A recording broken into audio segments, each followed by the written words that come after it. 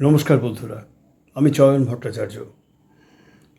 একজন চলচ্চিত্রকর্মী হিসেবে আমাকে চিহ্নিত করেই চিন্তন অনুরোধ করেছেন। 14ই মে মৃণাল সেনের জন্মদিন উপলক্ষে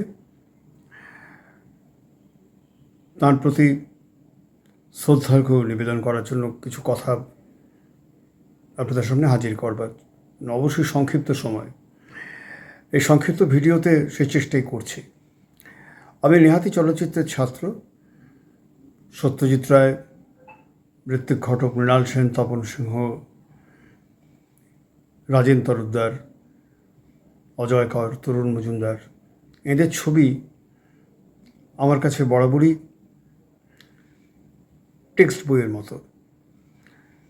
চেষ্টা করি প্রকরণ বোঝবার জন্য, উপস্থাপনা কৌশল বোঝবার জন্য, তাদের কাহিনী বিশ্লেষণ যে ধরন প্রত্যেকের আলাদা আলাদা, কিন্তু কে কী দৃষ্টিভঙ্গিতে কোন সামাজিক অবস্থান থেকে, কোন রাজনৈতিক অবস্থান থেকে সেটা ধরবার চেষ্টা করছেন, খোঁজার চেষ্টা করি। অবশ্যই এই পাকা চুলেও আমি ছাত্র, স্বাভাবিক কারণে আমি মৃণাল সেনেরও ছাত্র। প্রথমে একটু চমকে দেওয়া যাক।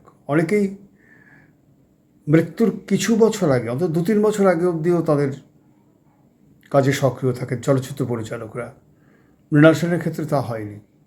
তার শেষ মুক্তিপ্রাপ্ত ছবি 2002 সাল। মৃণাল সেন মারা গেছেন তারও প্রায় 15 বছর বাদে। কাজেই তিনি তাঁর মতো করে ছবি করতে চাইছিলেন। সে শর্তে তিনি কাজ করতে পারবেন কি পারবেন না তা নিয়ে তার সংশয় ছিল। একথা ভাবলে নিশ্চয়ই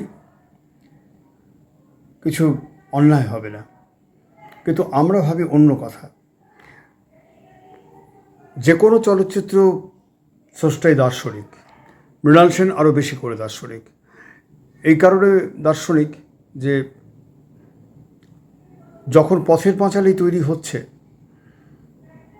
সে বছরই তার ছবি 1955 সালে তার প্রথম ছবি রাতভর মুক্তি পাচ্ছে।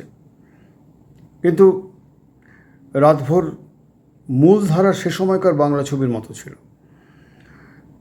তার পরের ছবি 22শে শ্রাবণেই মৃণাল সেন তার নিজস্ব ভাবনায় আমাদের পরিচিত করালেন। কীরকম? মৃণাল সেন বলছেন এই প্রসঙ্গে, এই ছবিটির প্রসঙ্গে, যে 22শে শ্রাবণ আমরা জানি রবীন্দ্রনাথের জন্মদিন, কিন্তু 22শে শ্রাবণে আরও অনেক ঘটনা ঘটেছে।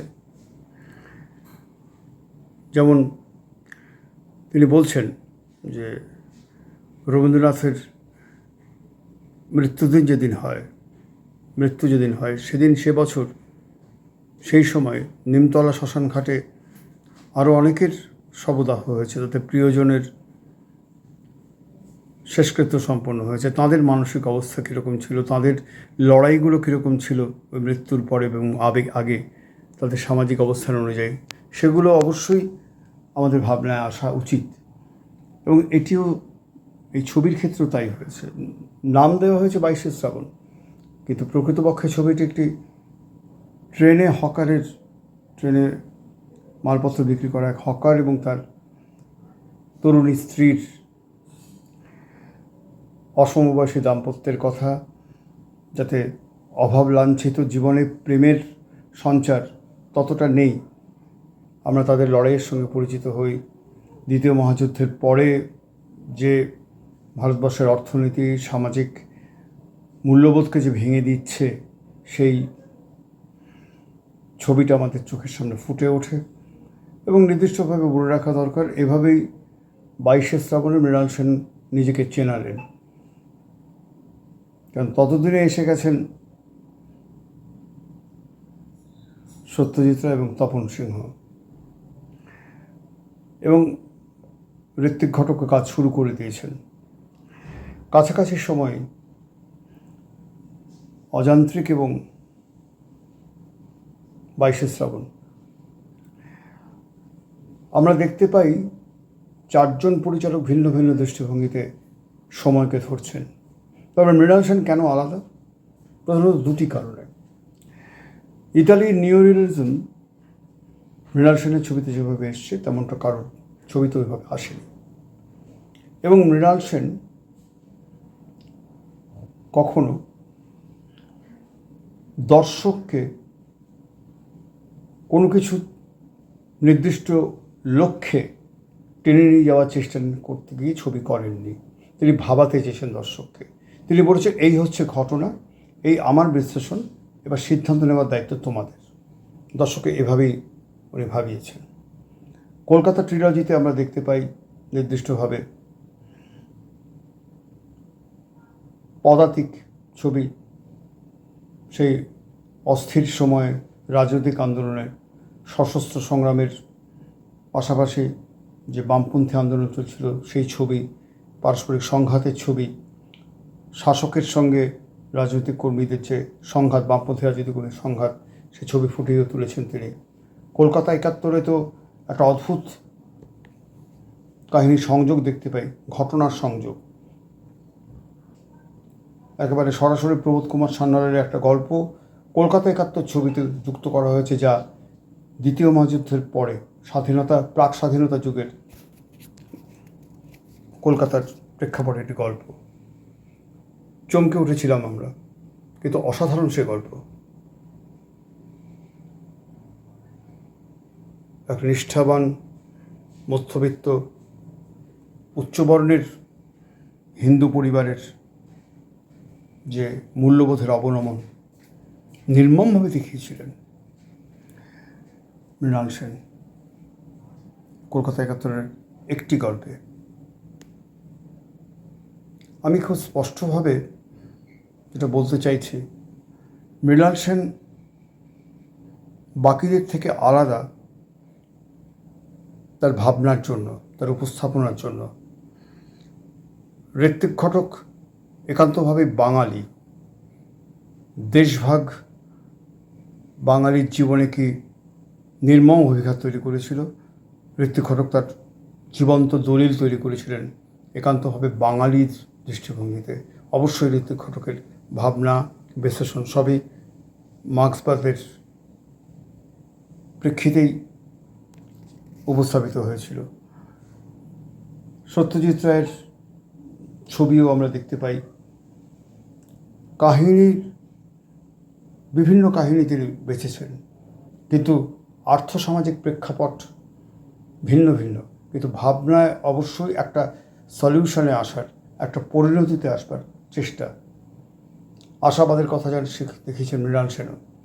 ব্যক্তির লড়াইয়ের কথা এবং সামাজিক যে প্রতিকূলতা, তার সঙ্গে ব্যক্তির লড়াইয়ের কথা বারবার উঠে এসেছে তপন সিংহের ছবিতে। কিন্তু মৃণাল সেন আলাদা হয়ে যান। সামাজিক মূল্যবোধটাকে আমরা কি দৃষ্টিভঙ্গিতে দেখছি, সংশ্লিষ্ট মানুষকে দৃষ্টিভঙ্গিতে দেখছে, সেইটি আমাদের কাছে তুলে ধরে। তার আকালের সন্ধানে ছবিতে আমরা দেখি দুর্ভিক্ষের ছবি চিত্রগ্রহণ করতে করতে কলাকুশলীদের খাবার জন্য যে রসদ সংগ্রহ করতে গিয়ে যারা গরিব মানুষ তাদের রসদে টান পড়ে যায়, কারণ বাজারে, গ্রামের বাজারের অনেক জিনিসই পাওয়া যাচ্ছিল না, কারণ অপেক্ষাকৃত উচ্চবিত্ত প্রযোজক তার কলাকুশলীদের জন্য সেই রসদগুলো নিয়ে যাচ্ছিলেন। এবং নির্দিষ্টভাবে বলে রাখা দরকার যে 4টি ভাষাতে মৃণাল সেন ছবি করেছেন: বাংলা, হিন্দি, তেলেগু, ওড়িয়া। ওড়িয়া ভাষায় মাটির মনীষ ছবিটিও শ্রেণী সংগ্রামের দৃষ্টিভঙ্গিতে। ওকাউরি কথা তো আপনারা জানেনই। এবং নির্দিষ্টভাবে বলে রাখা দরকার যে তার শেষ ছবি আমার ভুবনেও এক অচেনা ভুবন, যা আমাদের ভদ্রলোকের দৃষ্টিভঙ্গিতে অতটা চেনা নয়। গ্রামীণ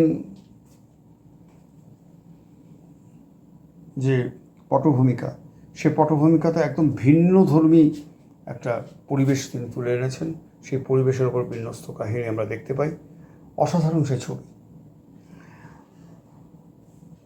আমি গুটিয়ে আনব দুটি প্রসঙ্গের অবতারণা করে। প্রথমত, মৃণাল সেনের ছবি আমাদের চিনিয়ে দেয় কিছু অভিনেতাকে যারা অন্য কোনো ছবিতে সেভাবে ব্যবহৃত হননি। আমি দুজন অভিনেতার নাম করতেই পারি। একজন দেবতোষ ঘোষ, স্বনামধন্য নাট্য অভিনেতা, এবং দ্বিতীয় অবশ্যই আমাদের শ্রদ্ধেয় শিক্ষক অরুণ মুখোপাধ্যায়ের। পরশুরাম ছবিতে তার অভিনয় অবস্মরণীয়। খারিজে যেমন স্বল্প পরিসরে দেবতোষ ঘোষকে দেখতে পেয়ে আমার মৃণাল সেনের প্রতি কৃতজ্ঞ হই এমন অসামান্য অভিনেতাকে ব্যবহার করার জন্য, তেমনি আমরা কৃতজ্ঞ থাকি বিনতা রায়কে কলকাতা ৭১ দেখে। তিনি যে কত বড় মাপের অভিনেত্রী মৃণাল সেন নতুন করে দেখিয়েছিলেন তাকে। তিনি স্বনামধন্য, গণনাট্যের যুগের স্বনামধন্য অভিনেত্রী, কিন্তু নতুন করে আমরা তাকে পেয়ে যাই কলকাতা ৭১। ডিম্পল কাপাডিয়াকে আমরা দেখতে পাই অন্তরীণে, অসাধারণ অভিনয় করেছিলেন।